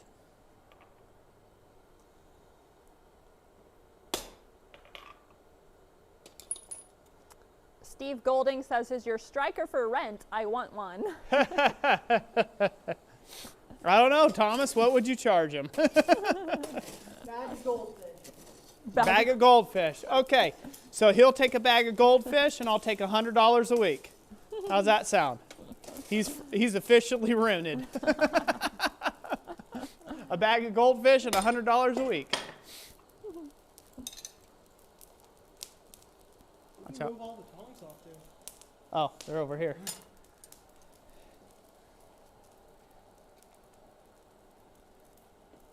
There we go. It's good. Good to go. I booted it away from over there. That's good. All right, so there you guys have it. Got a T and a G on there for Thomas Goodymoot and my main shop, touch mark. There you go. And that should fit just fine. You can go to the main cam, Jess. All right. Yep, that matches one of my swedge block depressions. So that's basically how I'm choosing to size these, is based upon my swedge block depressions. So this way I can use this in conjunction with my swedge block for forming collars. So that'll work good. I'm gonna get this hot one more time, just kind of get it warmed up, and then we'll set it down so it cools naturally by itself, normalize it. So yeah, so next week, or not next week, but the next live stream that we do, which will be in 2 weeks from now, we will most likely be back at the wrought iron hammer. So we will be working on that project again. Like I said, I had to pause because it's getting so close on this frame. Bring that up in the camera again. All right. On this sign bracket, was getting so close to having this finished. Can they see that all right? Uh-huh. Yep. That I just needed to get this done. Like I said, I'm on a tight turnaround time for my conference to demonstrate at BAM. So I definitely wanted to have this knocked out and finished. So that's what we decided to start on. So I got to work on the collars to put the collar around this and finish up my video series on it. That'll be another exciting thing. We'll see if anybody ends up watching it. That's the big key. You know, this doesn't have Damascus in it. It doesn't have blades in it. It doesn't have the word hammer in it. It's real ironwork. I'll just put, I would air quote that, but here, real ironwork. So that way no one gets offended. That's a real man's ironwork right there. Question for the BAM conference, for the auction Yeah. portion, do they do like a, you don't have to be there, it's like online auction? Live? I don't know if BAM does an online auction. We'll have to at it. ask. We'll have to ask. Yeah, if They will may do an have online something like auction. that just because of given the world the way it is with all the restrictions and stuff out there. There might be some people who decide they don't want to come to the BAM conference for that, so they might be doing a live auction. But it would be nice if they did. That way a lot more people could get in on it. Yeah, because some people, they might not be able to travel or something. Right. Yep. They got work. Or health-related issues that can't be there. Yeah, That's a good question. be a good question.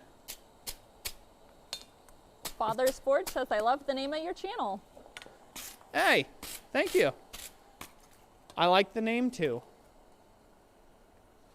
All right, that's done. So I'm going to put that down here with the other one. Shaboom. It is 6:51. It is 6:51. All right. Well, that's about as far as we got, huh? Unless we want to make Thomas work till 10 p.m. tonight.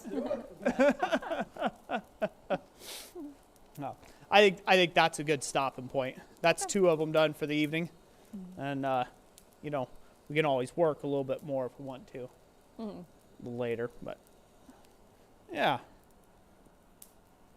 it's kind of hard to gauge now that the days are longer. Yeah. And the sun's still out, you know. And it's like I'm used to walking out of here and it being pitch black, right? And it's like now it's like 7 p.m. and it's like still sunny, and it's like 8 p.m. and it's like now it's dusk, and then 9 p.m. Yeah, we're about to get into those days where it's still sun shining at 9. You know, it's like what in the? It's gonna mess everybody up. So, well, what did everybody think of the stream, Jess? Excuse me. PJ, he says, how do you get your anvil to stay so still? Is it bolted to a concrete foundation or something? It's fat. It's fat. It doesn't like to move much. My anvil stays still. It's not bolted to anything at all. In fact, it's sitting on some concrete pads in a workshop that's all gravel. My floor's all gravel in here. But how it stays so still is there's almost 1,000 pounds of steel sitting right here. You know, the anvil itself is 465 pounds. The base, without any of the tools that I've got around the base of it, is 375 pounds in of itself. And then you add all the tooling that's sitting on it as well, and yeah, it's quite heavy. So, you know, that is over 1,000, ain't it? Over 1,000 pounds sitting there, right? What was the first? No, it's not. Sorry. I was thinking 600 for whatever reason I had that in. It's 465 pounds plus a 300, so it's not quite 1,000. But I don't know. With all the weight of all the other tools and stuff, it's pushing pretty close to it. So that's why it doesn't move. Huh? The concrete pad is cracked. Well, yeah, that's from all the hammering I've been doing on it here lately. That's why it snapped the concrete pad underneath. But yeah, so that's why it doesn't bounce around and move. In my old shop where it was like one solid pour pad, I had a big concrete floor that I poured. In that shop, I would hammer on this, and over time, it would shift slowly. It just kind of do a little jitterbug and just turn. But like, I mean, it might have moved an inch in 6 months or so. It might have shifted that much when working on it. So, but yeah, it's just weight, just a massive amount of weight and friction on there. Also, if you build a stand, it depends on what type of stand you build. This is a tri-legged design. The tri-legged design, it's really important the pitch of the legs. If your legs are too straight up and down, the thing's going to hoppy horse all over the place. If it's too splied out, the same thing, it's going to do a lot of turning on you as you hammer on it. So it's just getting the right kind of pitch on the legs for that. Granddad says, I have a thing for Olga in search of her sister. Granddad's Forge, if you can get her sister, you should. For sure. So yeah, there's a whole lot of Smiths out there have a thing for Olga. It's like, that's why I'm not going to let her go anywhere anytime soon. I'm going to keep her for a long time. Oh, but yeah, no, this has been a lifetime dream to own an anvil this size and this shape. So I'm certainly glad that Jessica told me to go out and get it. I did. So for all of you who's like, she's not letting him get a power hammer, I let him get Olga. Have they been giving you a bad time about that? They're giving you a hard time? Yeah. A little bit. No. No, when I say that, she's a good woman to me. She way too good. I don't deserve her at all there, fellas. Yeah, no, she's let me get a lot of very expensive tooling in the past. So, and if I really wanted it, she'd be like, okay, you can have it. You know, go get it. But the realities of it is, I just know I could never get it back here. I could never get it. Well, I could, but the logistics would cost more than what the hammer would. And a lot of times that's what those things are. It's all logistics. How would I haul it? I'd have to have a rigging company. And then they can't drive. Right now, I've got just nothing but yard getting up to my barn. And that stays basically swampy. We're in like a lower lying area here. So we're whatever. Higher on the water table's higher where our place is at. So yeah, it'd be quite the feat to move something that's 30, 40,000 pounds. Uncle Buck's Forge says, I have Olga's mom. You have Olga's mom. Woohoo! Yeah. Yeah. Holga. Is it Holga? Yeah, Uncle Buck's Forge. That is right, ain't it? Yeah. Good to see you in here, Uncle Buck. Glad to have you as part of the stream. Oh, also, I kind of want to nope, it's gone. I lost it. Oh, something eluding you? I was going to say something, but Nope. It's gone. Disappeared. Gone now. Oh, yeah, that's what I want to say. It came back to me, once you know. Ain't that great? Ain't that great? Thomas gets to realize the crazy firsthand. He's sitting here, he's like, he really is that nuts.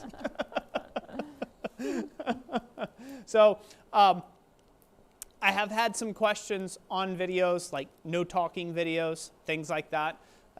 Just to let everybody know that because of the deadlines and the kind of timelines I'm under right now currently and everything I'm trying to get accomplished, I have done like a lot of no talking type videos. So that you're going to see a bunch of those over the course of the next 2 months, if you will, because that's what type of content I have batched up and batch shot. Really, when I'm doing something like a large project like this, and this is definitely larger, comparatively so to in YouTube's terms, doing something that's this involved would require so many hours of explanation on each part for you to get the point, because it's not a basic or an entry-level project, and those are really hard to do instructional things on them or tutorials. Because right now, on this frame alone, on this sign bracket, I have 6 hours worth of footage that I have to condense. 6 hours worth of footage. And those are clips. Those are like 30-second to a minute clips. I have 6 hours of footage worth of footage just on this thing alone, and I have to condense that into something reasonable. And if I did an explanation thing where they were all talking videos, well, one, I wouldn't have it done in time, and two, it would be the finished video would probably be like 12 hours long, and no one's going to sit there and watch that. So just be advised, that's what it is. I'm not angry at anybody. No one upsetted me. It wasn't a troll that got to me. None of that business. It's just a fact of the forging. I need to remain 100% focused on the work that I'm doing. So good. I just want to put that out there, an FYI for your info. Let's see here. Peter Engelbert says you could get some Abano raffle tickets, and if you win the 155 power hammer, it includes delivery. Peter Engelbert? That, sir, is a great idea. Matthew Berg says he's going to look into that. Yeah. See, that's the problem, Peter and Matthew. Everyone looks into those things. So I've tried so hard at like Sofa for so many years, putting in for their raffles and stuff, and I've put a lot of money in raffles, and my odds have never been in my favor when it comes to that, because it's funny. They've got several jars at Sofa. They'll have a jar they'll have a sofa grinder, and they'll have a hammer that someone donated, and they'll have tongs, and they'll have like a complete beginner kit, and then they'll have a power hammer or something like that, and you'll see like the distribution curve across all of those goes up with price. So there's more tickets in the higher, more expensive items and less tickets in the lower items. You can see that distribution curve happen in each one of the buckets. So it's like, yeah, when you got 1,200 Smiths there, good luck. Good luck. Your odds are better than the lottery. I will say that. Your odds are better than the lottery, but. True. Insanity Forge says, I'm looking forward to the video on the bracket. I'm glad, Insanity Forge. I think it'll be a good one. It'll be a good one. We'll see how it all comes together. I try to hold off bragging up a project too much until it's finished, until it's in paint and it's out the door. And once it's heading out the door, I'll be like, yeah, I did that. That was real nice. Until then, it's kind of like I'm holding with a bated breath to, it's like, okay, this has gone a little easy. What's about to happen? What's about to set me back 60 hours, right? You get a little antsy when it's to the critical parts. Just like that hammer, just like that wrought iron hammer. That was, yeah. I'm like, oh man, this thing's chiseling. Oh, I'm just moving along, having a good old time. It was going way too easy. Yeah, got cocky, son. And crack in the quench. 60 hours. Gone. In a heartbeat. In a blink. What else, Jess? Metal Man says, I need a Christ-centered Ironworks sticker. You have a chance to win them next live stream. Yep. And I know there's at least a couple of people who said it was their first time here. So do you want to tell them about the Swedge Block giveaway? Yeah. So let me go ahead and inform everybody real quick. So in the next live stream, the next Friday Night Live that we do, which will be in 2 weeks, Jessica's got all the information linked up in the description down below. We will be giving away another 50-pound Holland Anvil Swedge Block. Might as well carry it over and go to camera 2. Camera 2. I could have probably stopped your that. hand model to work. There you Hand go. model, the hand model Thomas. He's been working really hard. So we'll be giving away another one of these. Obviously, this one's rusted up. Yours will come to you a lot prettier than this. This is mine. I'm keeping it. Ugh. So it's got molds like that, but you'll be getting one of these if you win it, of course. So we can go back to main cam. All right. Yeah, so in the next live stream, we'll be giving one of these away. And I get asked relentlessly, how do I get entered to win? How do I get entered to win? You have to be there and be part of the stream. Simple as that. It's not complicated. You have to be there, be part of the stream, be actively commenting. It's nice if you were subscribed, because if you're not subscribed and you don't have the bell set for notifications, you won't know when we go live, because YouTube's not going to tell you. So increase your odds by subscribing and bell for notifications. But yeah, so basically that's just what we've done. This year is called the Year of the Swedge Block. Last year we gave away 12 anvils for free, throughout the whole year of 2020. That was a huge blessing. Thank you to our community out there that made that possible with all your super chat donations and all the digital downloads you bought and things like that. You guys were great. We couldn't have done it without you. So all of 2021 here is going to be the Year of the Swedge Block. So we'll be giving away 12 of these this year. We've already given away our third one, hasn't it? 3. Yep, we've given away 3. So got 9 more chances to win, right? Carry the T, dot the I. Yeah, 9 more chances to win. Math on camera. Simple. Like first grade math. Roy can't do it. Oh, by the way, that is the most terrifying part for me when I demonstrate anything, is doing math. God, my brain just has a complete fart moment when I have to demonstrate and do math. I can do math when it's quiet and I'm by myself. And I could do, honestly, I can. I can, And then as soon as I've got someone watching me, I'm like, 3 plus 3, I can break out my big crayons, 4. Yeah, it's 4. It's like I'm horrible at math on camera and in demonstration, so I have to break out the little note card, have Jessica do the math for me, make sure it's all correct. That way I don't look stupid. BC says, I'm always hoping the good prizes go to those who need it the most. And we do. Yep. We ask the winners, to share a little bit about themselves. And 99% of the time it's going to, people who are brand new to the craft, or or maybe they've been at it a couple years, but they really don't have much in the way of tooling. And so it helps them out a lot. Yeah, basically 100% of the time. It's went to somebody who's been needing it, so that's good. Yep. Except for Yamez, Henri fella. No, Yamez is a good guy, and it's helped him out, so that's good. But yeah, a lot of people worry that doing the entries and the giveaways, live stream giveaways like we do, stuff goes to spam bots and things like that, and it's pretty easy. They get fleshed out really, really easy because they don't ever claim their prizes. In fact, we've got 2 prizes that have went unclaimed that will be part of next live stream. So gave the people a chance. They didn't claim the prize. Oh well, it goes into the next. It goes back into the kitty, and goes for the next person in line, huh?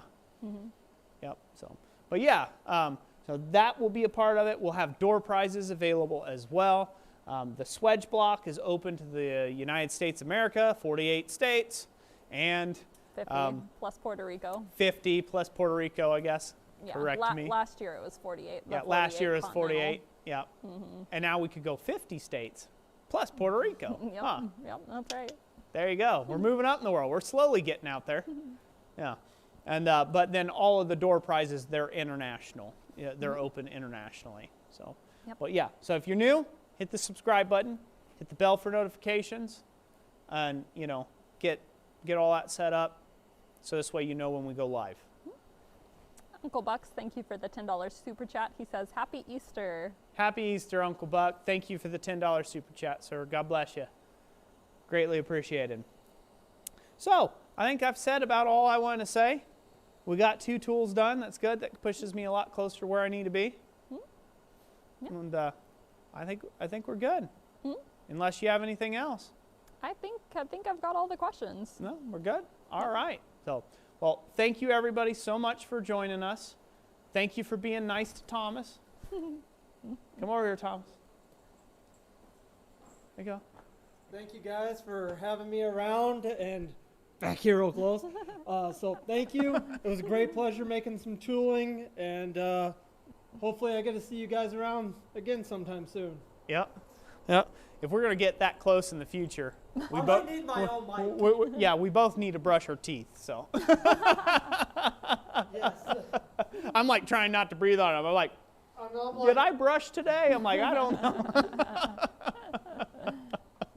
Didn't know I was going to get that close to another human being today. Not at least another male. Yeah, exactly. So, anyways, thank you all for being here. God bless each and every last one of you. Hope you all have an excellent and most happy Easter, and we will catch you on the next one. Thanks for watching. Bye. And a quick thank you to Viper Chucky for the $50 super chat. What? The Iron Room Forge says, thank you and happy Easter. He literally just snuck it in there. Oh, So sneaky. Thank you. Thank you very much. God bless you. Happy Easter.